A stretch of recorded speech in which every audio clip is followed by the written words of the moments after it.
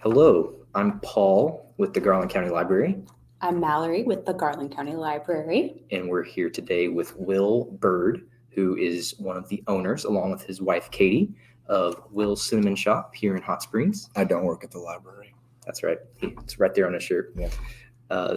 Today, we're here to introduce the first installment. Hopefully, there will be more installments in a new series called Hot Springs Cuisines Behind the Scenes, where we're doing just that. We're going behind the scenes and taking some footage of a popular local hot springs restaurant, and then having the person who knows the most come in and introduce us, talk all about it. And they weren't available, so I showed up. Exactly. Well, you are the namesake, so hopefully you'll know something.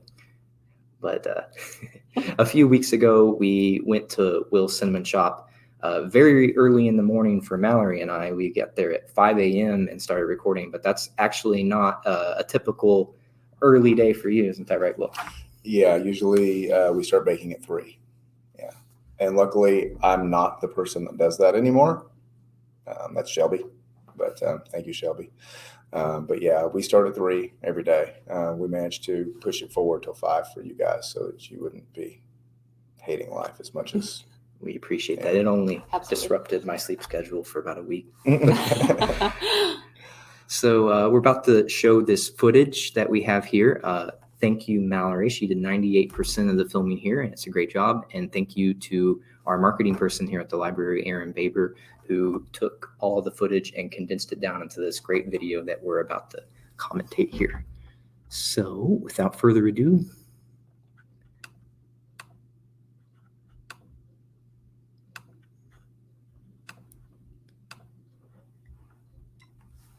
look at that little visual effect. Good job, Aaron. That's our cup, yeah.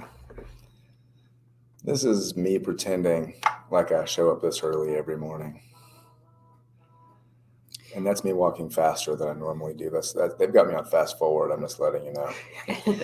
So the first thing we do is we get ready our coffee for the morning. No good pastry is complete without the best coffee. And since the beginning, we have had Red Light Roastery coffee. And unless they decide to stop brewing it, making it, we will always have Red Light Roastery coffee. It's the best. It really is. But yeah, let me see, what am I doing here? Yeah, I'm just making the first pot of the day. I don't know where my tea is, though. I should be drinking something by this point.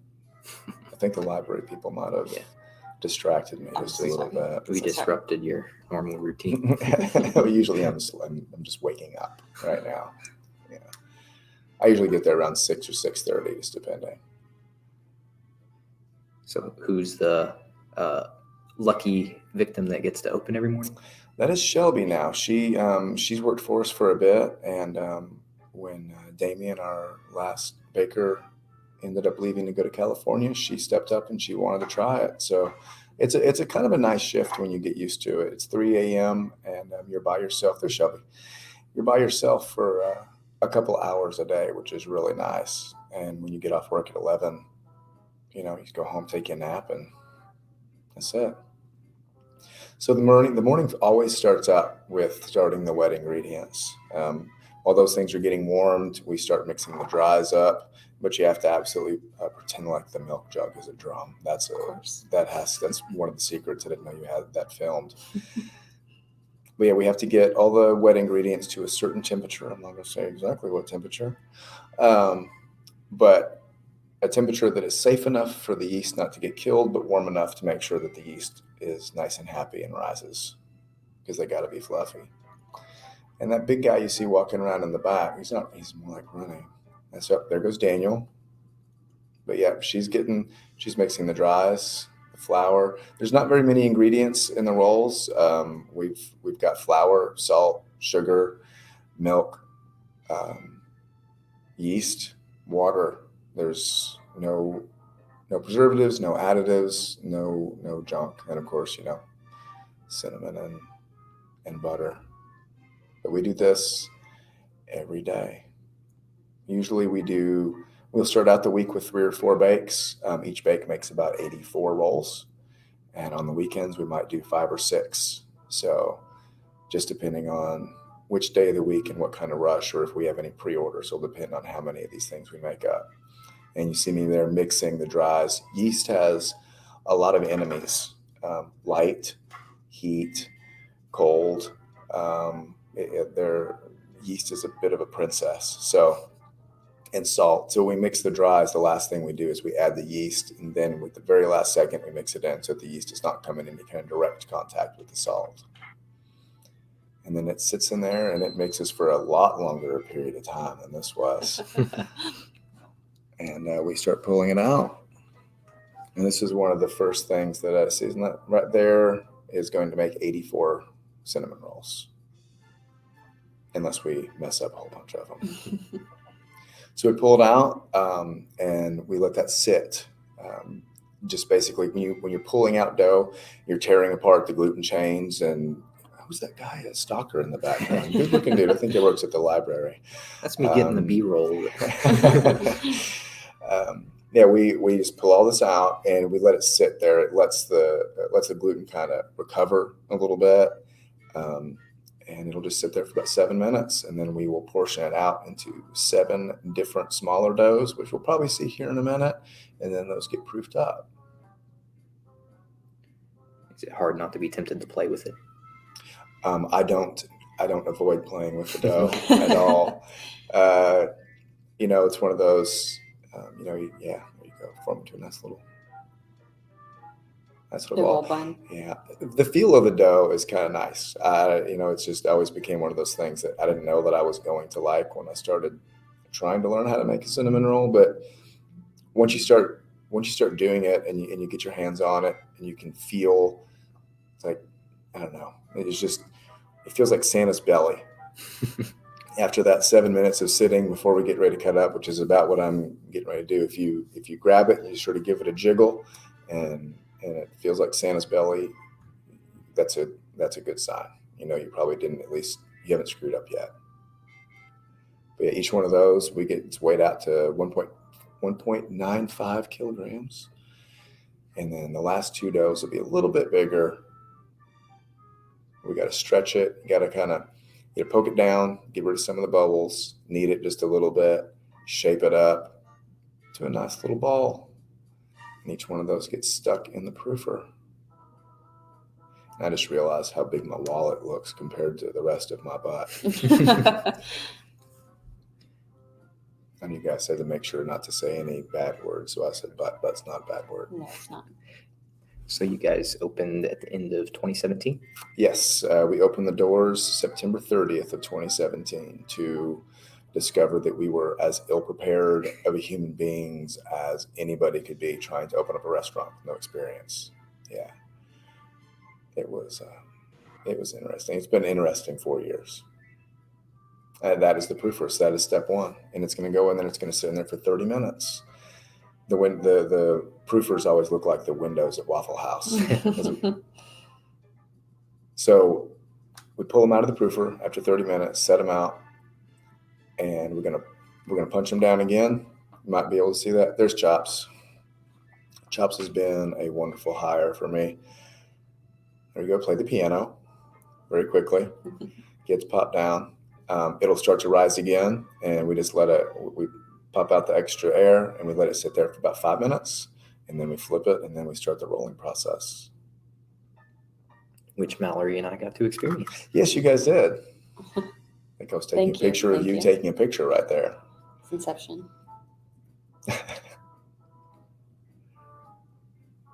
So how long had you been in the hobby of baking before making a business out of it? That would be 0 days. When we went on vacation, there's Cree. I forgot her birthday. So happy birthday, Cree. When I decided we were on vacation in Chicago, eating cinnamon rolls, and I was like, I wish someplace in Hot Springs made a roll like this. I had never baked a thing in my life outside of brownies or cake from a box. So I had 0 baking knowledge, 0 baking skill. I had a wonderful mom who told me that I was crazy to open up a restaurant because she had worked in one her entire life. But no, it was when I came home and started trying to figure out how to make the rolls, it was very much learn everything as I went. And a lot of it was just trying. I would make some rolls. I didn't like the way they tasted. I would change something about the recipe, one thing at a time, because if you change two things, you don't know what made the difference. So you change one thing, try it again the next day, and you just kept doing that. And I did that for a couple months before I realized that I knew that baking was a science, and it's true that temperatures, how you handle things, everything is so picky in baking. That I took a week off and I was like, okay, I'm going to learn about baking. And I watched lots of YouTube and just read and tried to learn about gluten and all the portions of baking. And when I got back to it, I realized I was going to change a couple things. I changed the yeast, I changed the cinnamon, and I changed how we handled the dough. And that made one of the biggest differences. So once we get it all rolled out, we do a thin layer of melted butter. A lot of people make rolls; they just smear room temp butter. Mm-hmm. But I like the feel of See, he did too. Right? Yeah. You put butter on it, and whenever I'm training somebody else, I always try to tell them you want it to feel like your hand is hydroplaning over the dough, but you don't want puddles. You don't want too much, but you need enough to where your hand doesn't drag when you roll it across there. So, and on the inside, it's just butter and cinnamon.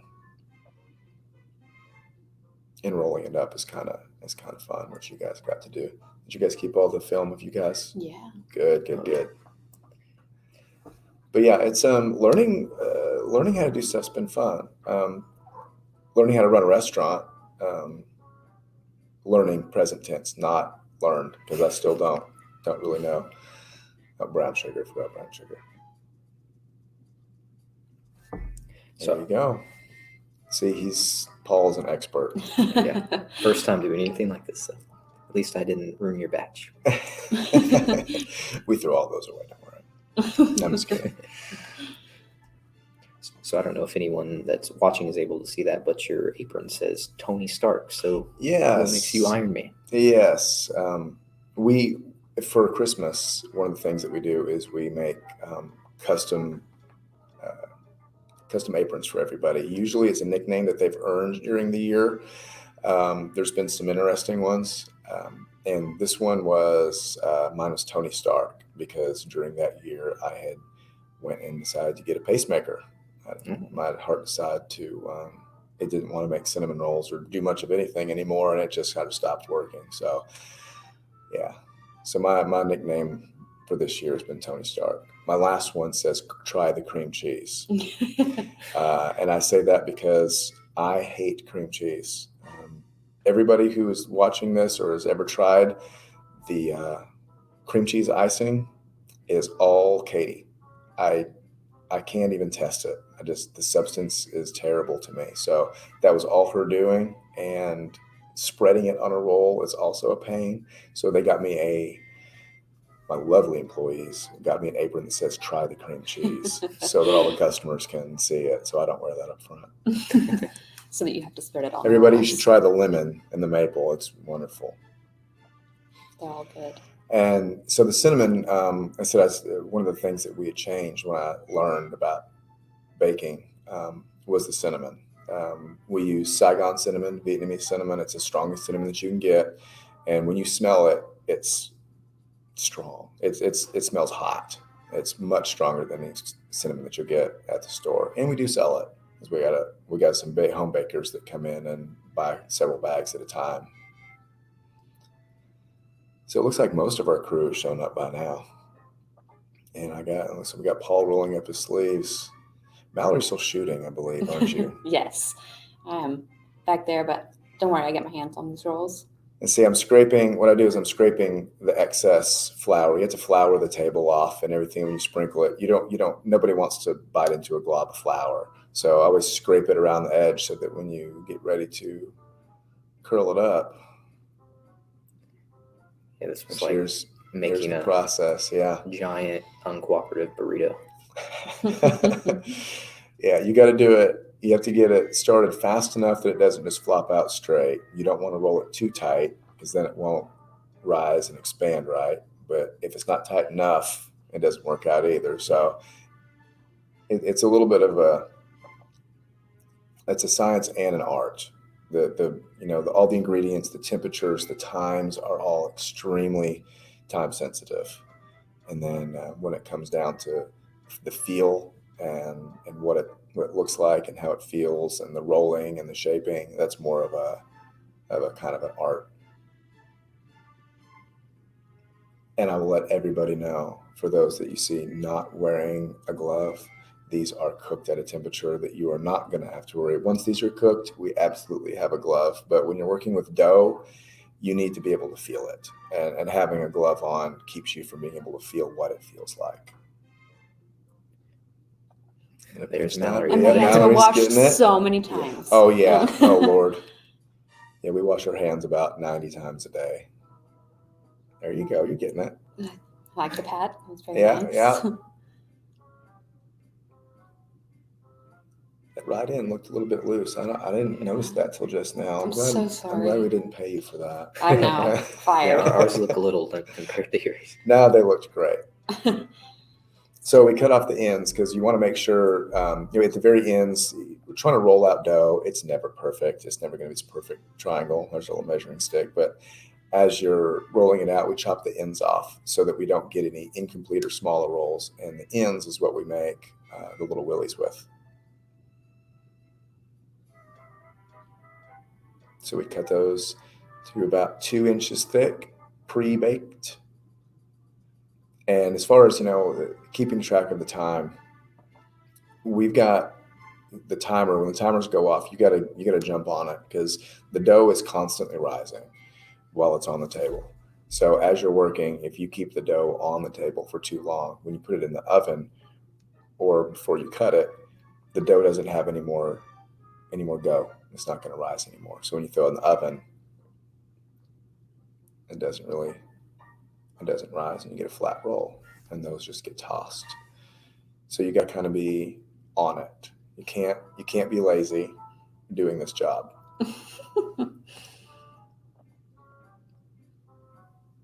No, that's one of the funnest parts, flipping them. Yeah, there we go. You're so fast. Look at this fancy camera work.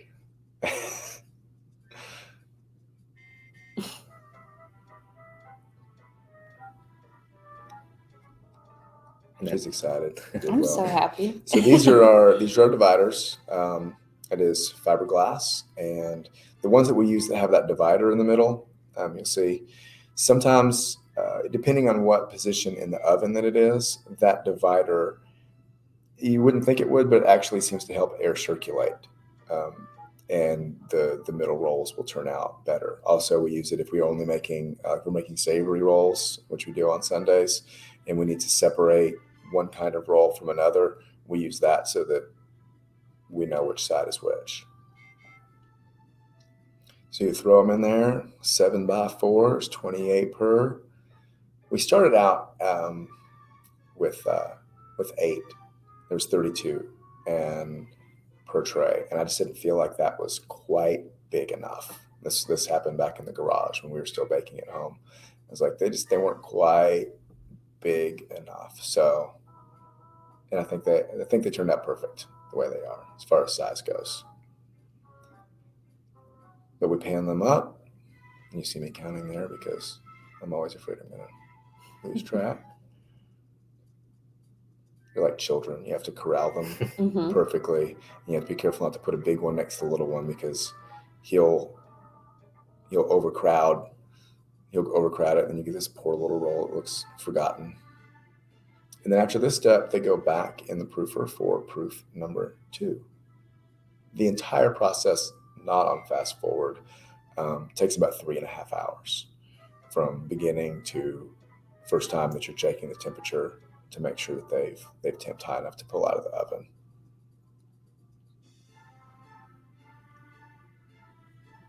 We were definitely there longer than 30 minutes. You absolutely were. You guys got a good little taste of it. Oh yeah. But it's a fun process if you like it. So this is us making the little willies. We just unravel the ends. Looks like a great big dumpling. Yeah, there we go. I missed. Put some more cinnamon sugar on it and just make a whole bunch of little bitty miniature cinnamon rolls. It's like bacon. Yeah, so Little Willies were something that we started doing as an answer to donut holes and for kids because the rolls were pretty big. Mhm. And so we made them kind of so kids would have something more cinnamon. Everything's got to have the answer to everything is more cinnamon. It's for kids to eat, but they became honestly more popular with adults than they do kids. We weren't expecting the number of like diabetics or people that come in that they want the taste, but they can't or just don't want to eat a huge roll. They'll order Little Willies.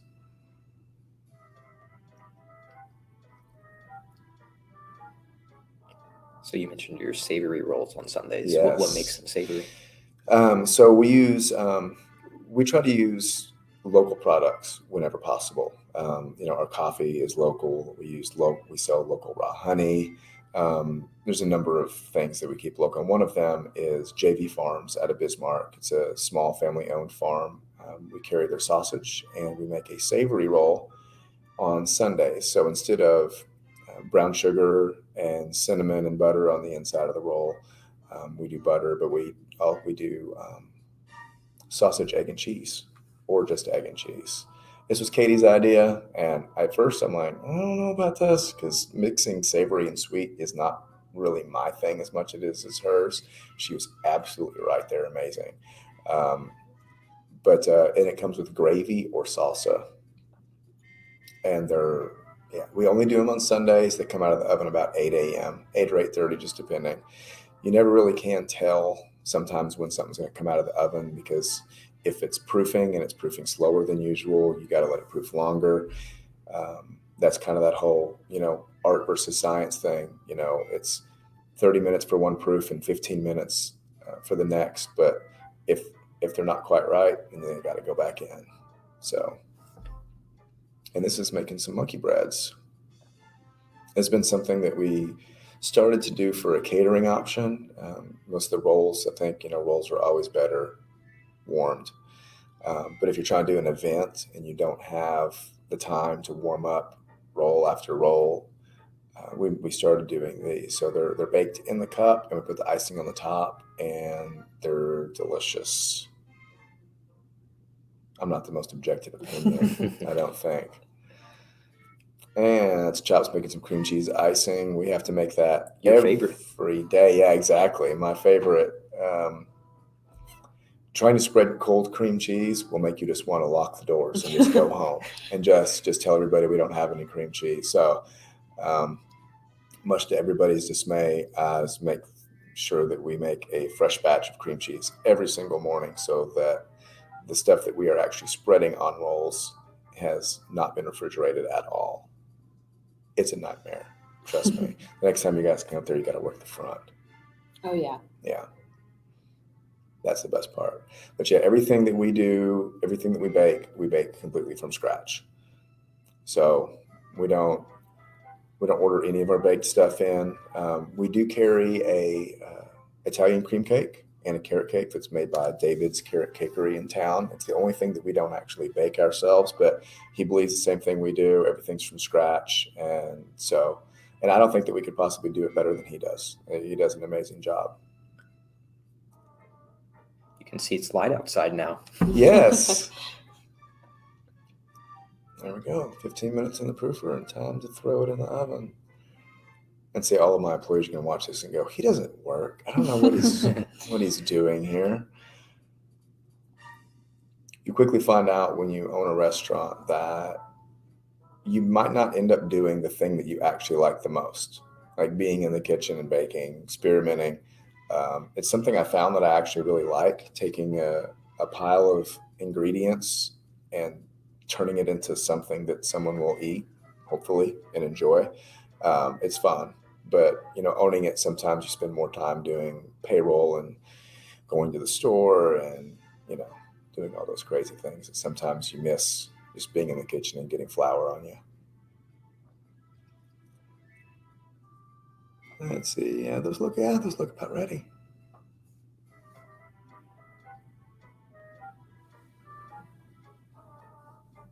And those trays are 18 by 26 inches. That is a large oven.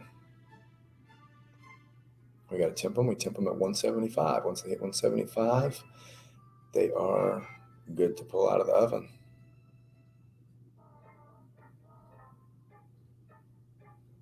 And it looks like they were.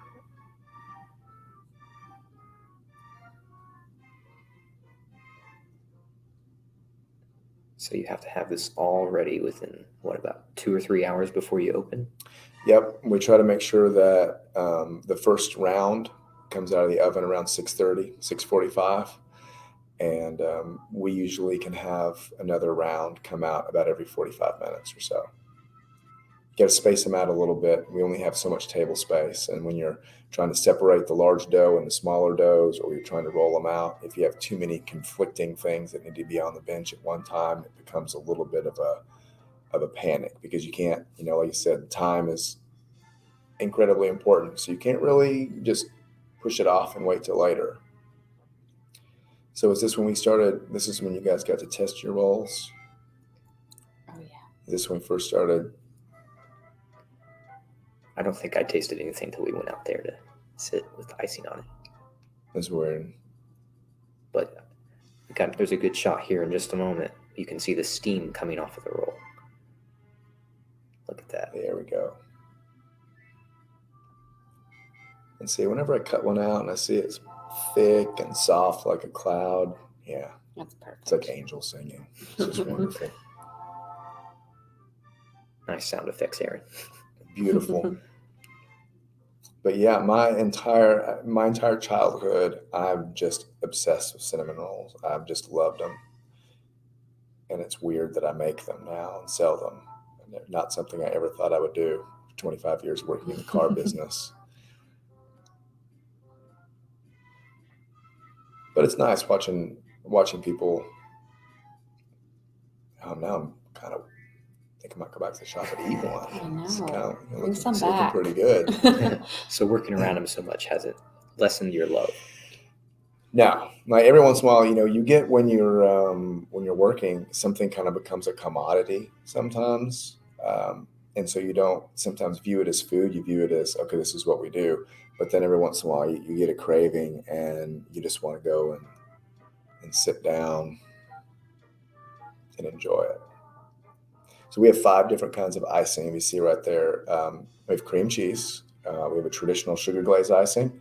We have a maple with a little bit of coffee in it, red light roastery coffee, obviously. And we have an orange and a lemon. And the orange and the lemon, they are the traditional icing with fresh zest in it. There's no artificial flavors or anything like that. It's just zest. And the lemon and the maple coffee are my favorite. Katie thought that I was crazy when I said I wanted to make a lemon icing, but that's the one I try. That's my rolls of lemon. And Mallory, you had the maple? I had the maple coffee, which is the first time. I always get the cream cheese. But after hearing the struggle you have, I won't do that again. It's perfectly okay, unless I'm working up there. Yeah, And then okay. you can, I'll just Then have someone please else don't do do it. that. No, I've solved that pain part, and that is the not letting it be cold. Here, I'm about to do a taste test.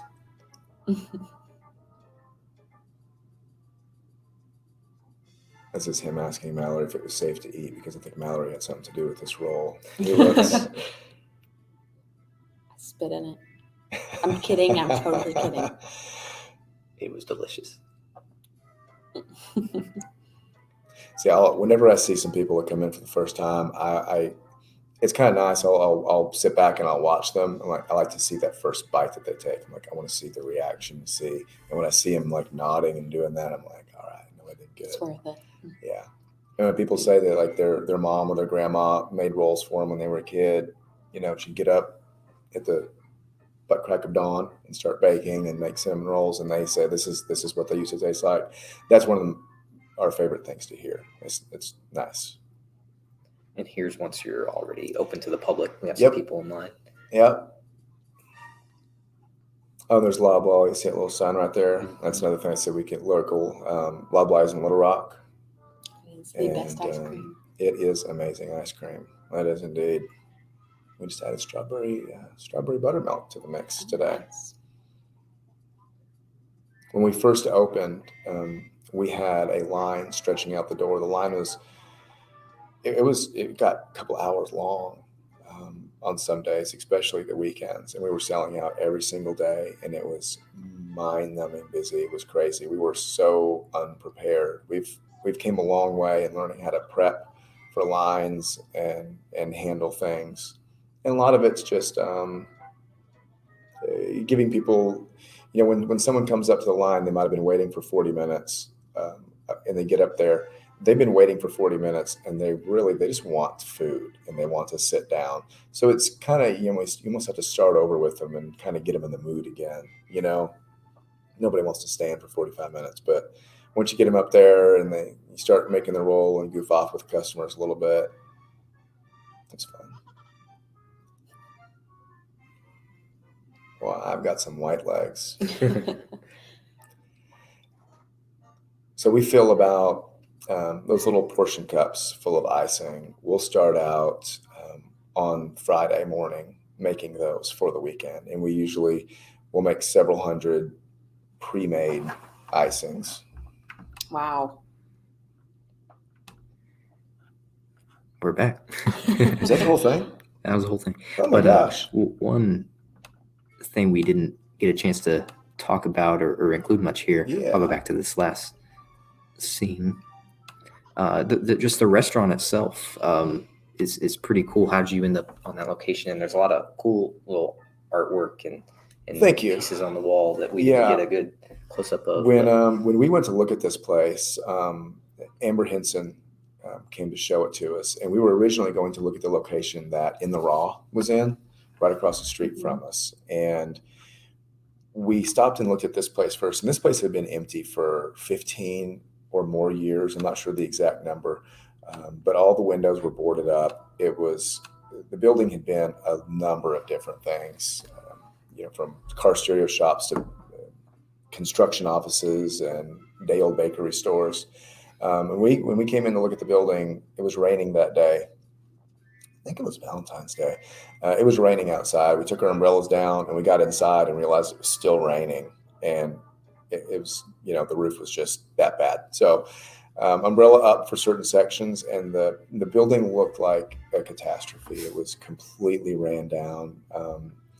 And it was plaster all over the walls. We started picking away at the plaster, and we found that brick. And originally the idea was we were going to have a diner looking thing, kind of like a retro diner. Mm-hmm. But once we saw the brick on the wall, we completely abandoned that idea and went for the more industrial, just raw, which we love.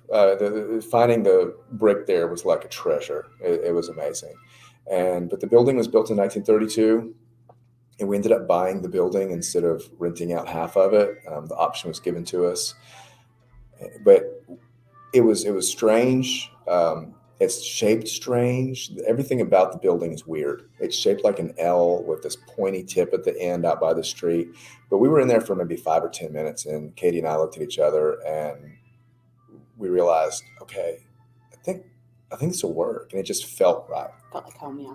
Yeah, it felt right. And it put us through the ringer. I mean, there were countless hours and nights and days. We were up there all night, scraping floors, just everything that you can imagine, while this building fought us along the way. But we finally got it done, and we're super happy with how it turned out. And then there's, like you said, we got little Harry Potter figurines. We've got Woody and Bo Peep from Toy Story in there. Some random art from friends that we've made at the shop, just sitting around. And we liked the way it looked, and it's a funky vibe. You'd think I wouldn't know how to get a cinnamon roll out of the pan. That's difficult. I didn't have my trusty knife with me. I'm pretty good with a spatula and a knife. You're rusty. Exactly. So I know at one point there was a rumor that you were expanding. You have that in part that garage door side. Yeah, the garage door side was a construction holding area for a long time, and Once we opened, it ended up becoming a little event space and overflow. We'd get so busy on the weekends that we would send people over there, and we had a TV and a projector. But when we started doing CBD with Watchtower Farms, we needed more kitchen space, and so we took away that area. It was no longer an event space, and we turned it into another kitchen. We're almost done with it, but we're hoping to kind of expand our CBD line. Nice. Yeah, it was a good partnership. It helped us get through COVID during that crazy time that in early 2020. Mhm. We're trying to be shut down, and it was a nightmare, but it all worked out. Yeah, it seems like you were fortunate enough to get back on your feet. But. Yes. Yeah. And things, I mean, we're still fighting a lot of things with it. It's never ending. And one thing that we learned from COVID was you learn how to adapt. I'm not a fan of computers, but we figured out how to sell online and do some more stuff, the CBD stuff, and sort of expand what we do and adapt. And, it's adapt or die. And a lot of it's just on the fly. The good thing about not knowing how to do anything is you don't have to unlearn bad habits. So That's true. Well, you're not a fan of computers, but you must be a fan of phones because you have a good social media presence and following. Yeah, I'm not a fan of phones either, but I do know that social media is how we got started. When we began this whole thing, it was social media was our only platform, and that's how we took orders and the whole thing. And I'm kind of one of those people that I'd rather be, it's a cliche to say, but I'd rather be hated for who I am than liked for who I'm not. And we don't take ourselves very seriously. I mean, in the shop, we have to buckle down and work. But we also play quite a bit. There's been dance offs from the front to the back through the window. We try to give our employees the freedom to act like themselves, dress like themselves, do whatever. And our social media is kind of the same thing. We tote that line of appropriateness sometimes and silliness, but being on there and just showing us and the goofy way we do things, it's fun. I like doing it. So I was quite proud. Like right before we came to film, I received my top fan badge on your Facebook. Oh, nice. And I was like, I don't know how that happened, but I'm not disappointed. Well, thank you. Yeah, that was neat. When they started doing that top fan thing, it was funny. We're getting lots of messages from people who said, "Hey, I'm officially a top fan." It's a good feeling. Our followers have been absolutely amazing, and anybody listening to this, if this makes it to the end, our followers have been so great. I mean, when there's been times where people have came at us for things that might seem unreasonable, and as a business owner, it's kind of hard to say anything about it. But our supporters come out and they're like, "Look, this is just." It's how they want to do it, and it's their place, and it's nice the support that we've gotten from people. So, other than the obvious, the cinnamon rolls, and we covered the coffee, the ice cream. You mentioned your CBD products. You also have some delicious sandwiches that we like to order here at the library because you're pretty close. Yes, yeah. Those lunch started for us. I can't remember how long it's been. This is where I need my other half here. She's prettier than I am, and she has a better memory. Yeah, we started doing sandwiches. The meat that we use Metro Deli meat, so it does not have any antibiotics or anything like that. It's very fresh tasting meat. And one of the things, so we partner with other local places. We have a grilled cheese with beef tenderloin from McClart's Barbecue. We call it the Scotty, after our friend and one of the owners at McClart's Barbecue, Scott McClard. We'd like to start working on a pizza grilled cheese also. DeLuca's would be the partner with that. But yeah, the sandwiches have gone really well. I now have a place that I know that I can get a club that's made exactly how I like it. And that's kind of what we've always done with like sandwiches or any of the stuff. We make it how we know we want it to taste, and we just hope that other people agree. Because that's really the only way that I know how to do it. But yeah, the sandwiches have been nice. We started doing lunch from 11 to 2, and they've kicked off really well. It's been a nice little kick, because later in the afternoon, sometimes, especially in the summer, people don't think cinnamon roll when it's 100 degrees outside. I do, because you should always think cinnamon roll. But, a hot pastry isn't something that people think about sometimes. So, having ice cream and having sandwiches and getting people in the door and getting some people in the seats really helps. And that's another local piece of art right there that is hanging on the wall. I've seen you also post recently. I haven't tried it yet, but you take the center of the roll out and put a scoop of ice cream in. What is that called? That's called the Inside Out. That was an idea that hit me in the shower, and I can't remember how long we were into this crazy phase. And I yelled from the shower to Katie. I was like, I've got an idea. And this demonic voice from the other room said, I don't even want to hear it. I'm going to kill you if you. And when I told her what it was, she said, okay, that's actually a pretty good idea. So yeah, we cut the center of the roll out, which is the best part.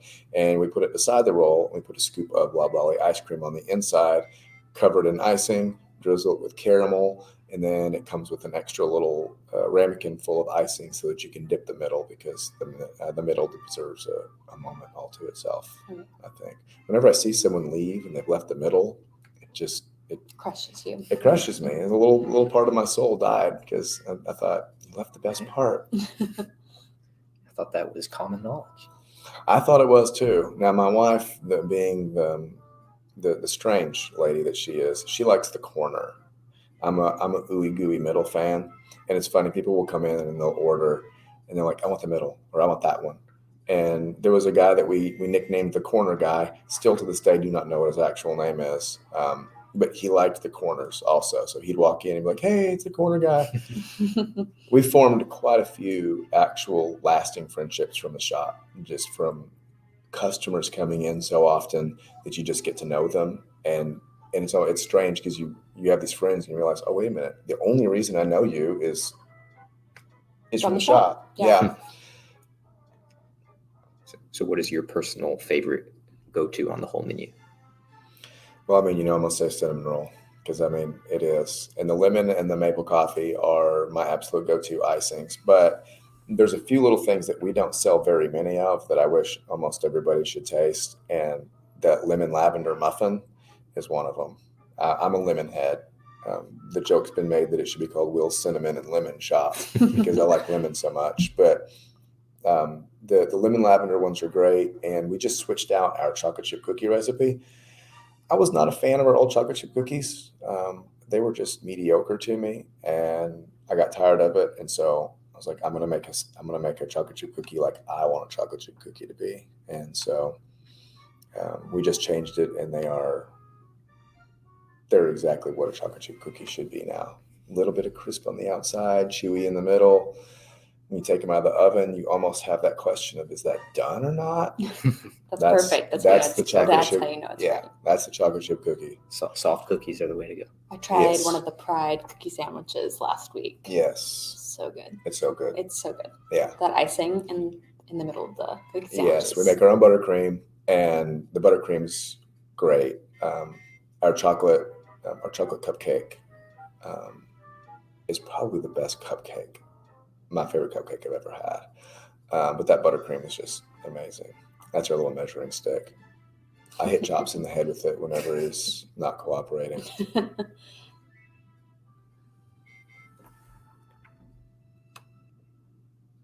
All right. Back to us again. All right. Seeing my ugly face suddenly, it's just, you got to warn a guy. All right. Well, it was a pleasure getting to go there, and I thank you for letting us come and invade your space. Hey, no problem. It was fun. Yeah, absolutely. It was a lot of fun, and it makes me hope this becomes an entire series, because I like to experience all the local restaurants like that. So if you can get into a restaurant and then see what they do behind the scenes and then eat the food. I was secretly hoping I'd lose the footage and then we just have to come back. But I would tell you we have to come back later in the day, because then we get you don't want to get up at 4 o'clock in the morning again. I'm sorry, nobody can watch my baby. I have to come later. Yeah, understand. Yeah. Mm-hmm. Well, so you can do a sandwich one later. Oh yeah. Yeah. Absolutely. And a frozen orange juice. Oh, I forgot the frozen orange. Yeah. Oh man. So viewers and restaurant owners, if you have ideas for future episodes of this, we'd love to hear them. But Will, I want to give you an opportunity to give any final remarks, anything else you'd like to share with your customers or potential I'm sorry customers? for all of the orders that I've done wrong. It happens a lot. No, I mean, I just want to thank everybody. We started this thinking that we were going to have a little bit of a side gig making cinnamon rolls. I never thought that it would become what it has. It was just been a completely and totally unexpected thing that we were going to open, and there would be this sort of reception for us. So it's genuinely thank you to everybody who has followed us on Facebook and watched us and struggled through the maddening lines and the mishaps. It's been an adventure, to say the least, and we're obviously not done. But yeah, I just want to say thank you to everybody, because it's been nice. You know, we've made some really good friends, some people working there, and some people coming in, and it's been great. Yeah. And where and when can they usually find you? Where and when? Wednesday through Sunday from 7 a.m. until 2 p.m. We serve lunch from 11 to 2, and we are closed on Monday and Tuesday. Our hours are shortened to 2 p.m. right now. We may end up expanding those a little bit. So if you're seeing this and it's 6 or 10 months later, check the website, and it might be different. But yeah, Wednesday through Sunday from 7 a.m. till 2 p.m. Absolutely. And the restaurant's located? 1001 Central Avenue, right across from the old Central Theater, which is being rehabbed right now by Chris Ricks. And that's been a great thing for us too. We may, cross our fingers, we might end up maybe posting up at night sometimes and opening up. So for those people who don't ever get a chance to come see us during the day, you might actually be able to come visit us at night for maybe a little bit different vibe, and maybe even some different things to drink. Nice.